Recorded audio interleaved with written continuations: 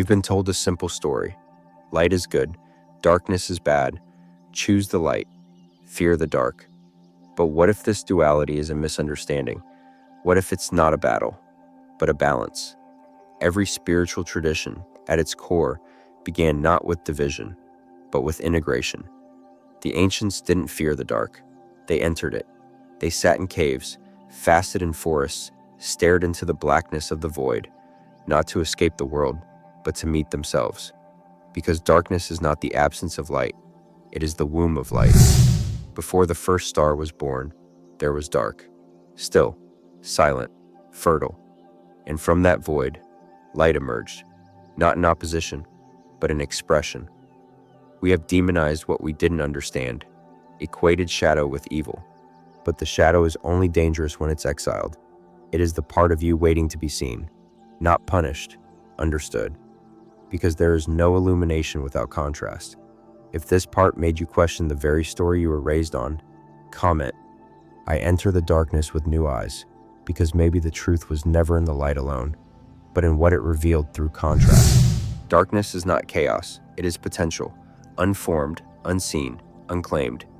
When you close your eyes, what do you see? Darkness, not as punishment, as invitation.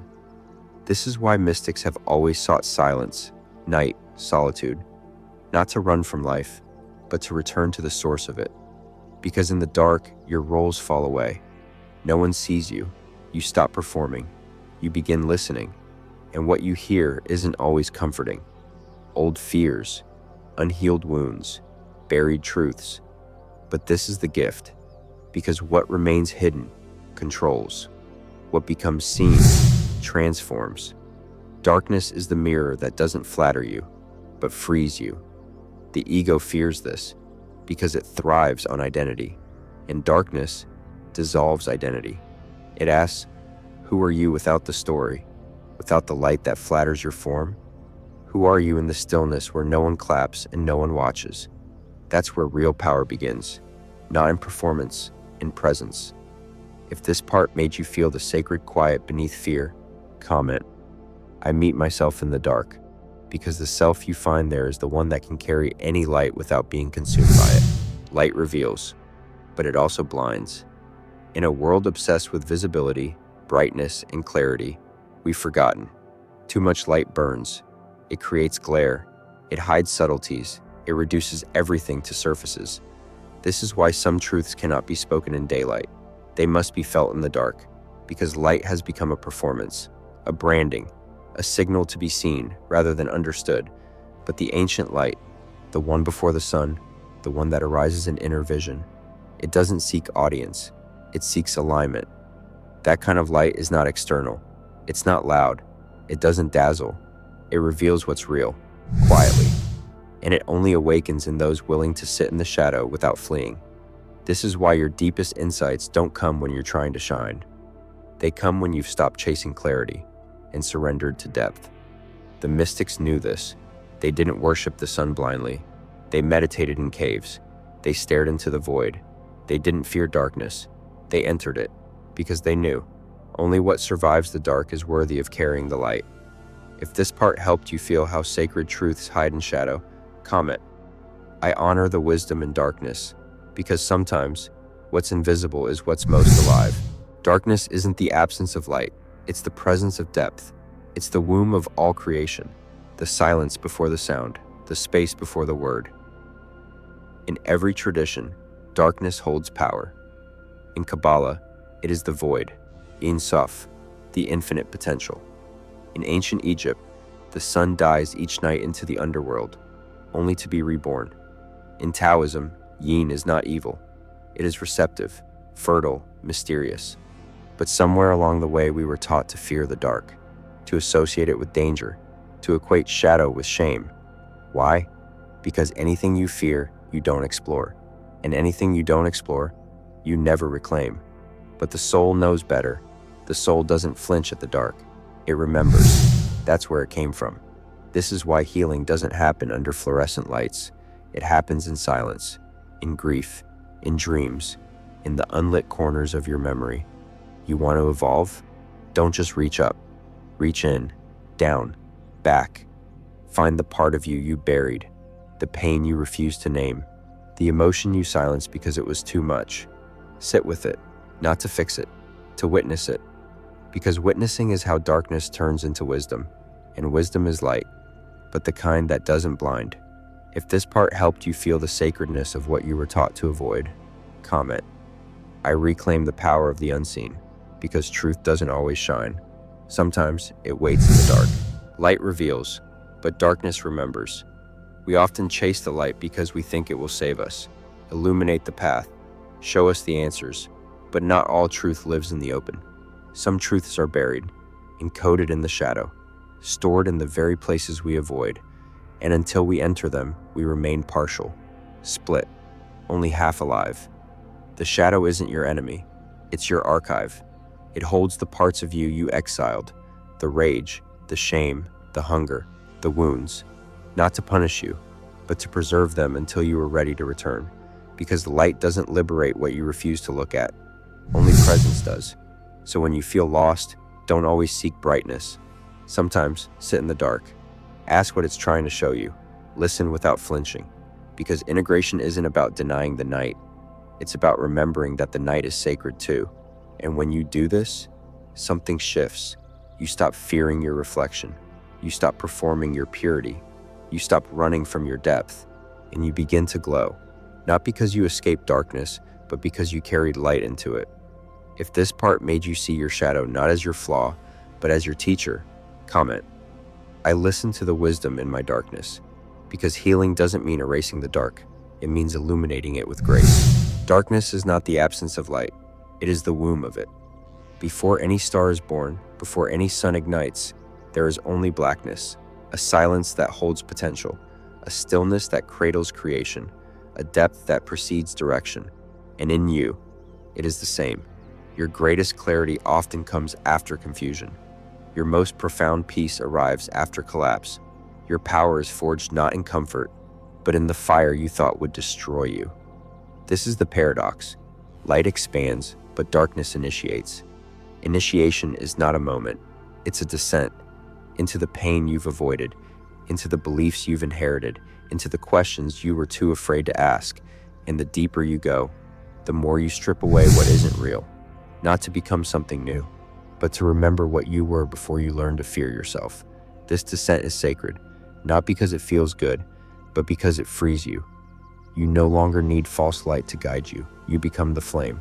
You burn from the center, and your glow is not borrowed, it is born. So if you're in a dark night right now, don't rush to escape. Don't rush to fix. Ask, what part of me is being prepared? What truth am I finally ready to hold?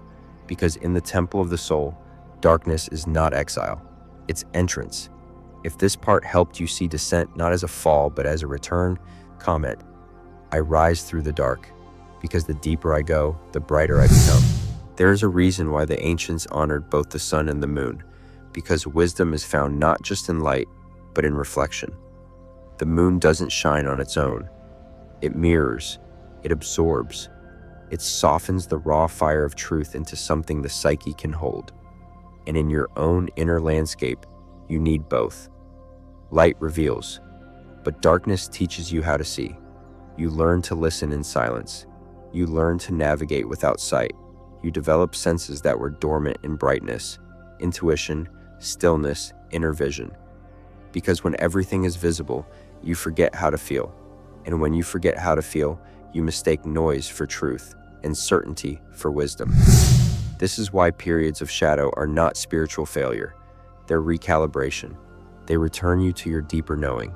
They strip away what was borrowed. They humble the ego so the soul can speak. And when it does, you don't just think differently. You walk differently. You stop chasing light. You start emanating it. Not to be seen, but because that's what remains when illusion burns off. And suddenly, you don't fear darkness anymore. You thank it. You bless it. You walk with it as an equal. Because you now know the moon is not less than the sun. It is its balance. If this part helped you feel reverence for the quiet lessons of shadow, comment, I see through the dark. Because wisdom doesn't shout. It echoes softly through the night. There comes a point in your inner journey where duality collapses.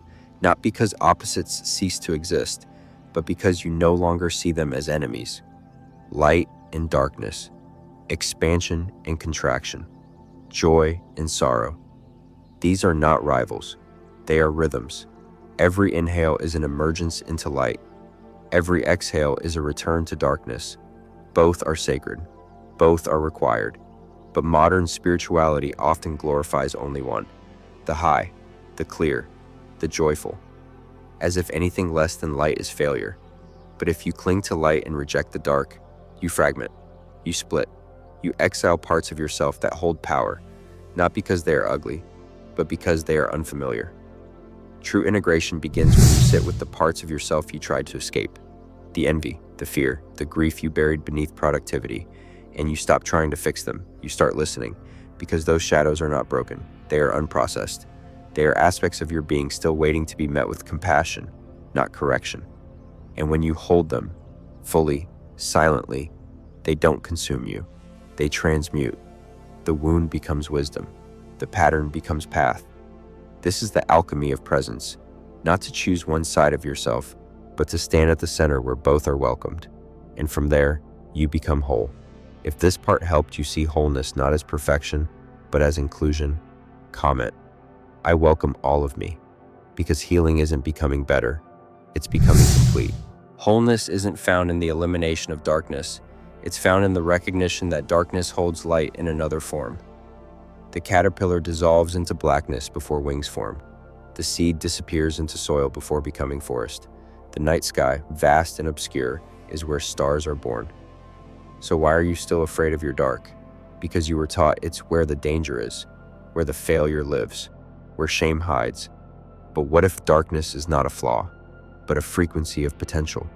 What if it's the womb, not the wound? The pause, not the punishment? Ancient mystery schools didn't flee the dark. They entered it, intentionally, blindfolded, buried, bathed in night. Why? Because only in true darkness can the inner flame be seen. That moment when all your plans collapse, when joy seems distant, when you question who you are, that's not the end. That's the door. Darkness invites stillness. Stillness invites insight. Insight births transformation. But only if you stay. Only if you listen. Only if you let the night teach you instead of trying to outrun it. You are not the absence of light in dark times. You are the light that remains when everything else disappears. And when you realize that, you stop fearing the dark. You walk with it, not as its victim, but as its witness. If this part made you feel the sacred weight of your darkest moments, comment, "I honor the wisdom in shadow," because the dark doesn't kill the light, it reveals its source. There is a point in your journey when you no longer seek to destroy your shadow, because you finally understand it was never against you. It was always trying to get your attention. The anger? A boundary violated. The grief? A love that mattered. The fear? A truth left unspoken. The shame? A self you abandoned to survive. Darkness is not the enemy of your light. It's the invitation into its depth. When you stop demonizing your darkness, you start dialoguing with it. You ask not, "How do I fix this?" but, "What are you here to teach me?" And suddenly, the monsters under your bed become messengers. The patterns you kept reliving reveal their root. The emptiness you kept escaping becomes fertile space, because what's beneath your shadow isn't destruction, it's design. Your soul encoded lessons into your wounds, not for punishment, but for precision. And now that you're awake enough to stop running, you're also clear enough to start remembering. You came here to embody both, not just to shine, but to hold, not just to ascend, but to descend with presence. Because only when you can sit in your own darkness without judgment, can you hold the light of another without agenda. This is the sacred role of the integrated soul. If this part helped you feel like your shadow wasn't a flaw, but a frequency of transformation, comment, "I walk with both fire and night," because the deepest light comes from the one who no longer flinches at their own dark. You are not just the light that shines, you are the vessel that holds it. And that vessel, your nervous system, your history, your choices, is shaped by how much darkness you've integrated, not how much light you can perform. True spiritual maturity isn't about radiance, it's about resilience. It's not about how high you can go in meditation, It's how steady you can remain in discomfort. It's not about avoiding pain. It's about becoming a space that can hold it without collapse. This is what the mystics meant when they said God is found in the dark night of the soul. Because there, when your ideas fail, when your affirmations fall silent, when your identity dissolves, what remains is raw presence. What remains is essence without performance. And from that depth, real power rises. The power to walk through loss and not lose your center. The power to witness suffering and not flinch. The power to be with the chaos without becoming it. Because you've met the parts of you that once hid. And instead of judging them, you stayed. You breathed. You listened. And in that space, they softened. Not because you fixed them, but because you loved them enough to stay. This is alchemy. Not gold from stone, but peace from presence. And the deeper you go into your own shadow, the more light you can carry without distortion. If this part helped you feel that true strength isn't about avoiding pain, but holding it with grace, comment, I carry light because I've met my dark. Because real power isn't loud, it's rooted. You were never meant to be only light. You were meant to be whole. Not spotless, not perfect. Whole. Light without darkness is blinding. Darkness without light is paralyzing. But together, they make vision. They make depth. They make contrast. They make life. The esoteric teachings across traditions never told you to reject one or the other. They told you to integrate. In Kabbalah, the tree of life holds both severity and mercy. In Taoism, the Tao flows through yin and yang. In Hermeticism, polarity is not conflict, it's rhythm. In Sufism, the beloved is found in both longing and union. All of them point to one truth. The path is not to become light, it's to become aware. To witness both your radiance and your shadow without collapsing into either. To be the center that holds them. This is what it means to be sovereign. To no longer seek light as escape. To no longer fear darkness as doom. But to know yourself as the awareness that includes both. Because when you can sit in stillness and say, yes, I have anger. Yes, I have brilliance. Yes, I have pain. Yes, I have peace. And I am not any one of them. I am the space that allows all of them. Then the journey is complete. Not because you reached a destination, but because you remembered you were the field all along. So now, the question is, are you willing to stop chasing light and start embodying wholeness? If this journey helped you reclaim your light without rejecting your dark, comment, I no longer divide myself, because you weren't born to be light or dark. You were born to be human, and that is sacred.